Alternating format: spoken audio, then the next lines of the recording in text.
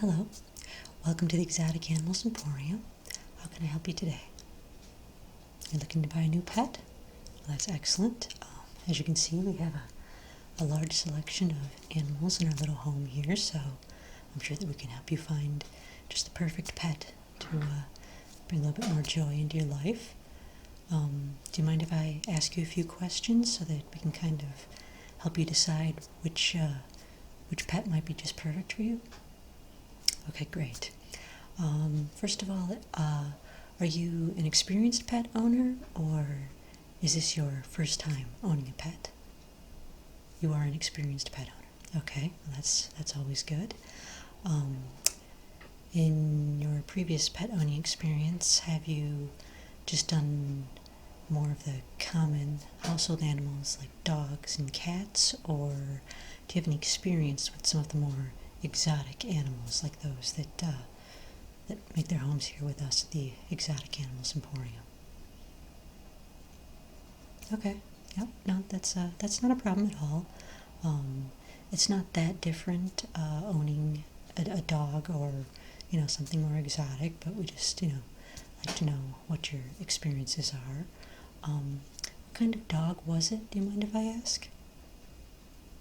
Okay, so you're used to bigger animals, if necessary. So that leads me to what size animal were you looking for? Are you looking for something on the larger side, maybe something a little smaller, or does it not matter? Okay. Something safer or more dangerous, or some people like to have, we'll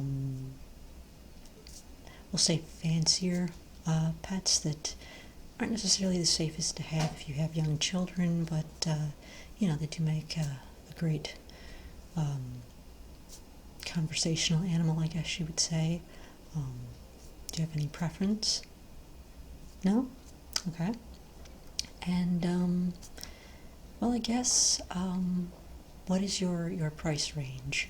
Because obviously some animals are more expensive than others. You get a very large animal, you might have to keep a flock of sheep on hand just to feed it, and that can get expensive. So budget is something you do want to take into consideration before bringing any new pet into your home.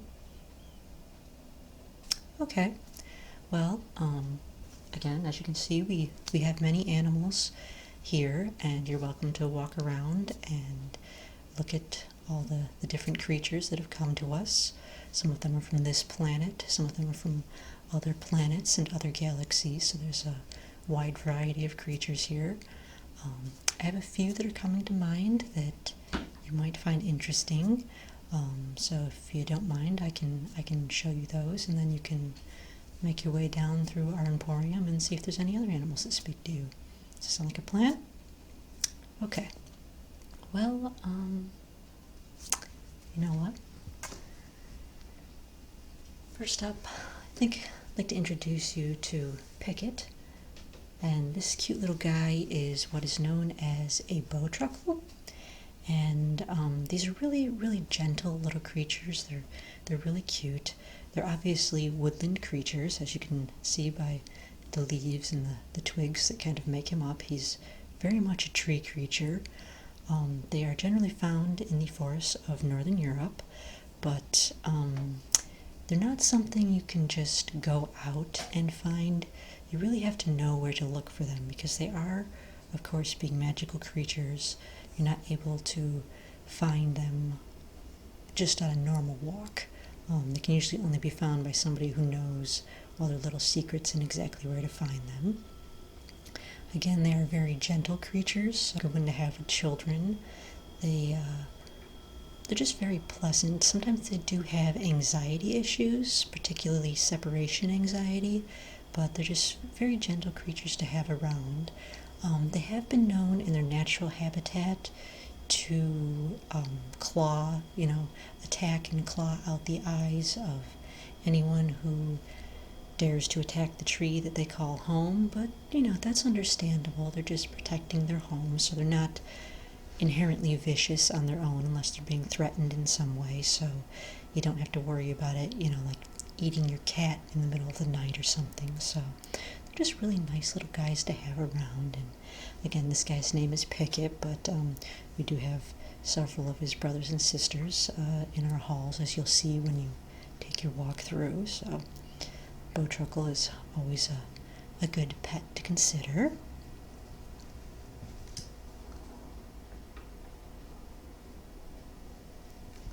Now this next one is a very, very popular animal in our emporium. This is known as a Tribble. As you can see, they're very cute and very fluffy. These come to us from the deep reaches of space. They come from quite a ways out. I'm not entirely sure where they originated from because they just kind of appeared to us. And one of the unique things about the Tribble is that they are born pregnant, which is kind of fun because then you get to have little baby Tribbles running around. They reproduce very quickly, so when you purchase one Tribble, you're not just getting one new pet, you're getting several, and it's kind of a nice, unique feature.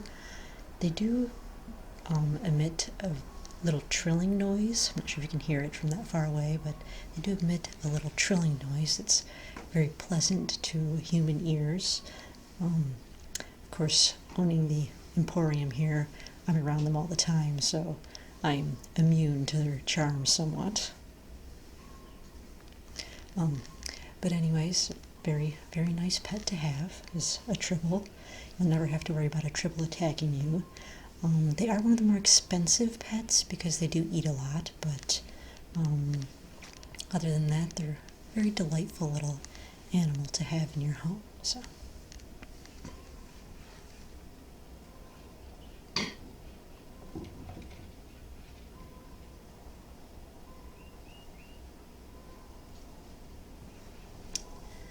Now, another little tree creature here we have is Groot.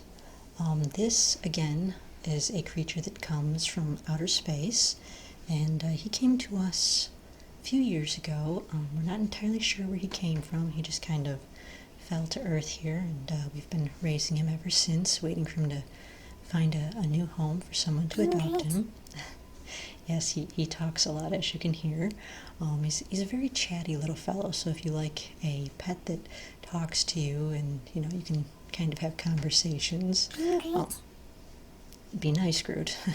Sometimes he gets a little mouthy, but he will talk to you and you can talk to him. Groot, that's not very nice.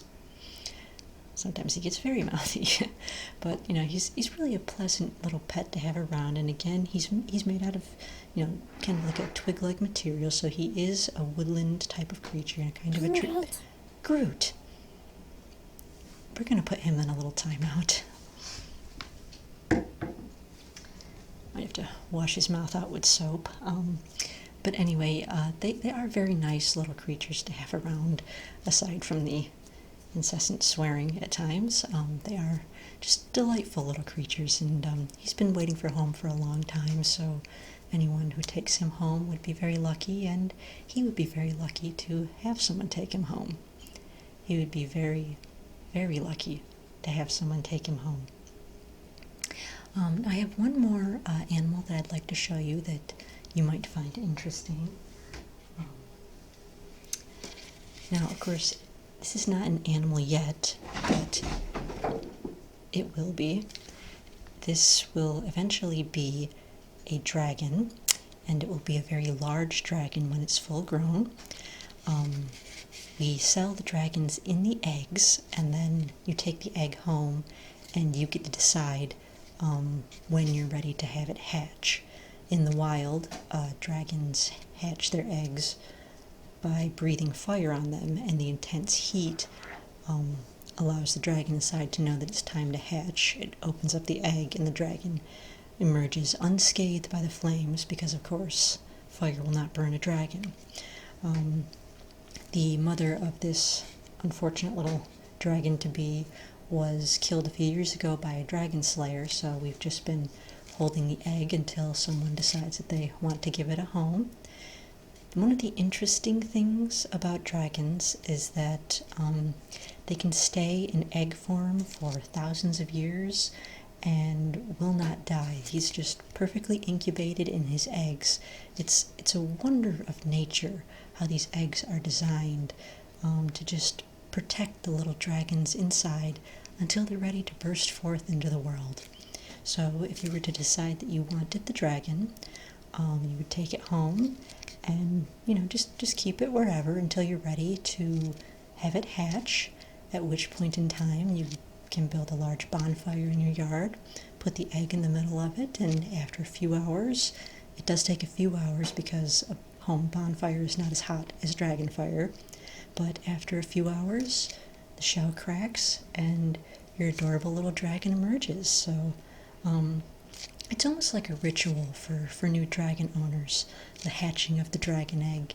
Many people invite their friends and their relatives and their children, and everyone gets to sit around and watch the new birth happen, watch this new creature come into the world. It's really an amazing experience. I've been to 2 dragon hatchings, and it really touches the heart to watch those new dragons come into the world. So this is a very good pet to add to anyone's home. And of course, dragons do eat a lot, especially when they're full grown, so you will have to take that into account. You'll probably want to get a flock of sheep, a large flock of sheep, because I'm not entirely sure how large this dragon will get. Just like humans, some are larger than others, and since we don't actually know who the mother was, we don't know how big its parents were, so we can only guess at how large the dragon will get. But I think it's safe to say that all dragons do get somewhat large, so you'll want to have a pretty good supply of food for your dragon, and just make sure that it doesn't fly too far in the neighborhood and burn down your neighbors' houses or anything. And as long as you can keep that under control, you'll have a wonderful little pet. They're a lot of fun to ride, and dragon makes a very unique pet, so it's another one to consider. So I hope you've found some of these interesting. I'll let you go and walk through our halls and see if there's any other creature that just speaks to you and, kind of calls your name. Not literally, because some of them will actually do that, so don't tell them your name. But, just go through and see if there's any animals that you think you'd like to make part of your family. And then meet me back here and we'll get you set up and get you the papers. Some of them have a lot of paperwork that go with them, particularly the outer space animals, because there's a lot of customs type of stuff that they have to go through to get on this planet, so some of them require special licenses and stuff, so just, let me know what you decide on, and we'll go from there, okay? Okay, enjoy your walk.